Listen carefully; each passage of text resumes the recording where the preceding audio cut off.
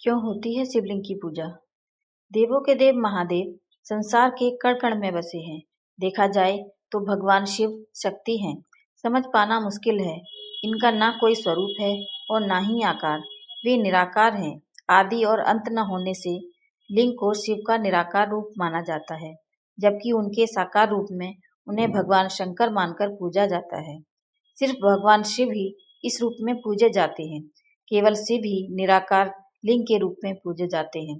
लिंग रूप में समस्त ब्रह्मांड का पूजन हो जाता है, क्योंकि वे ही समस्त जगत के मूल कारण माने गए हैं।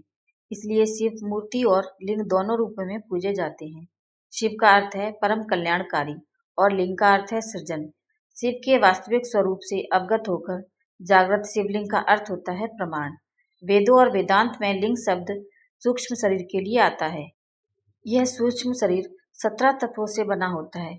मन, बुद्धि, 5 ज्ञानेंद्रियां, 5 कर्मेंद्रियां और 5 वायु।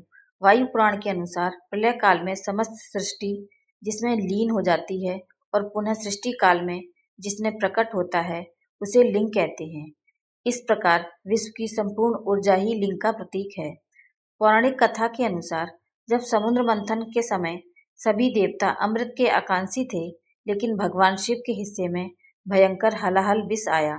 उन्होंने बड़ी सहजता से सारे संसार को समाप्त करने में सक्षम उस विष को अपने कंठ में धारण किया तथा नीलकंठ कहलाए।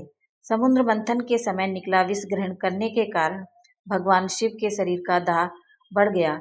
यह दाह के शमन के लिए शिवलिंग पर जल चढ़ाने की परंपरा प्रारंभ हुई, जो आज भी चली आ रही है।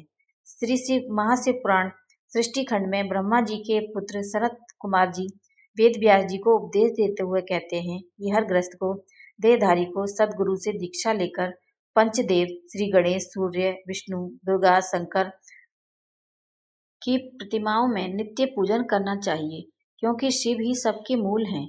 मूल शिव को सींचने से सभी देवता तृप्त हो जाते हैं, परंतु सभी देवताओं को तृप्त करने पर भी श्री प्रभु शिव की तृप्ति नहीं होती। इस बात का प्रमाण श्री महाशिव पुराण सृष्टि खंड में मिलता है। इस पुराण के अनुसार सृष्टि के पालनकर्ता विष्णु ने एक बार सृष्टि के रचयिता ब्रह्मा के साथ निर्गुण निराकार अजन्मा ब्रह्मा शिव से प्रार्थना की, आप कैसे प्रसन्न होते हैं? प्रभु शिव बोले, मुझे प्रसन्न करने के लिए शिवलिंग का पूजन करो। जब जब किसी प्रकार का संकट या दुख हो तो शिवलिंग का पूजन करने से समस्त दुखों का नाश हो जाता है। जब देवर्षि नारद ने भी श्री विष्णु को श्राप दिया और बाद में पश्चाताप किया, तब श्री विष्णु ने नारद जी को पश्चाताप के लिए शिवलिंग का पूजन, शिव भक्तों का सत्कार, नित्य शिव सतनाम का जाप आदि क्रियाएं बताई। मेरी ये वीडियो आपको कैसी लगी मुझे कमेंट करके ज़रूर बताएं और मेरे चैनल को लाइक, शेयर और सब्सक्राइब करना ना भूलें। Thank you.